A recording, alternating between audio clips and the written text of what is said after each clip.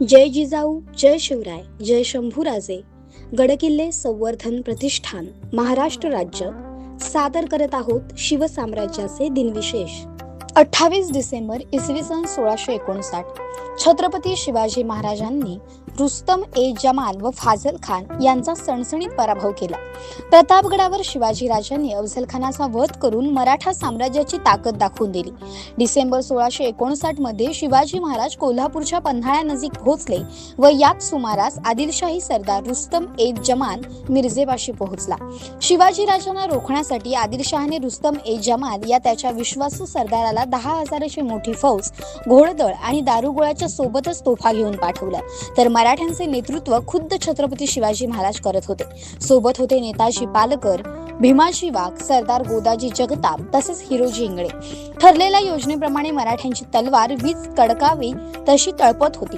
बघता बघता मराठी आदिलशाहीच्या सैनिकांवर सपासप वार करत होते. मराठ्यांचा जोश बघता त्याचा मुख्य सेनापती रुस्तम ए जमानच युद्धभूमीवरून पळून गेला. मराठ्यांनी लढाई जिंकली. सोबतच रुस्तम ए जमानला सोबत घेऊन आलेला दारुगोळा, सोनं, नाणं, हत्ती, घोडे तसेच टाकून गेल्याने हा सारा मुद्देमाल स्वराज्यात आला होता. कोल्हापूरच्या या लढाईमुळे स्वराज्याचा विस्तार आणि छत्रपती शिवरायांच्या नावाचा डंका आदिलशहाच्या दरबारापर्यंत पोहोचला.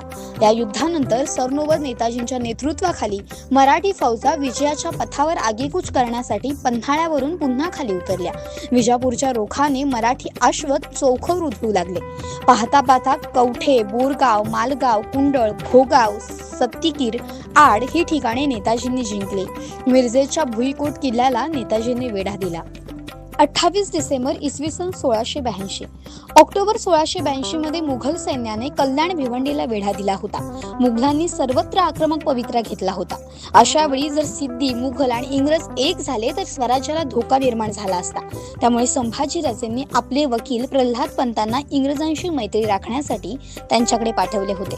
पण 2 महिने मुंबईत मुक्काम करूनही सुरतकर इंग्रजांनी आपला वकील आणि शंभूराजांसाठीची भेटवस्तू न दिल्यामुळे प्रल्हाद पंत तेथे अडकून पडले होते.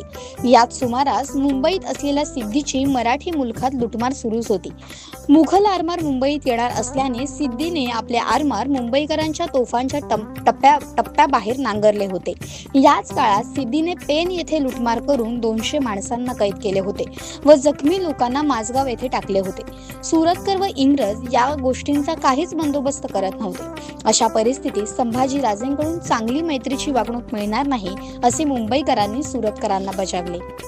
28 डिसेंबर इसवी सन 1926 बालक्रांतीवीर हुतात्मा शिरीष कुमार यांचा जन्मदिन. नंदुरबारमध्ये बाळा शंकर इनामदार नावाचे एक व्यापारी होते. त्यांचा तेलाचा व्यापार होता. त्यांना मुलगा नसल्याने ते काहीसे दुःखी होते. त्यांनी पुत्र प्राप्तीसाठी दुसरा विवाह केला. त्यांना कन्या प्राप्ती झाली. ही कन्या त्यांनी पुष्पेंद्र मेहता यांना सोपवली. 1924 पुष्पेंद्र व सविता यांचा विवाह झाला. 28 डिसेंबर 1926 या दाम्पत्याच्या पोटी मेहता घराण्यात शिरीष कुमार नावाचा एक मुलगा जन्माला आला. या काळात देशातील अन्य गावे व शहरांप्रमाणेच नंदुरबारचेही वातावरण स्वातंत्र्य लढ्याच्या प्रेरणेने भारलेले होते. स्वातंत्र्य प्राप्तीसाठी सामान्यांनी काय करायचे तर हाती तिरंगा झेंडा घेऊन प्रभात फेरी, मशाल मोर्चे काढायचे. देशप्रेमाने ओतप्रोत घोषणा द्यायच्या. नंदुरबारमधील अशा कामात मेहता परिवाराचा सहभाग होता. 9 सप्टेंबर 1942 नंदुरबारमध्ये निघालेल्या प्रभात फेरीत 8वीत शिकत असलेला शिरीष सहभागी झाला होता. गुजराती मातृभाषा असलेल्या शिरीषने प्रभात फेरीत घोषणा केल्या, नहीं नमेशे निशाण भूमी भारतनु. भारत मातेचा जयघोष करीत ही फेरी गावातून फिरत होती. मध्यवर्ती ठिकाणी ती फेरी पोलिसांनी अडकवली. शिरीष कुमाराच्या हातात झेंडा होता.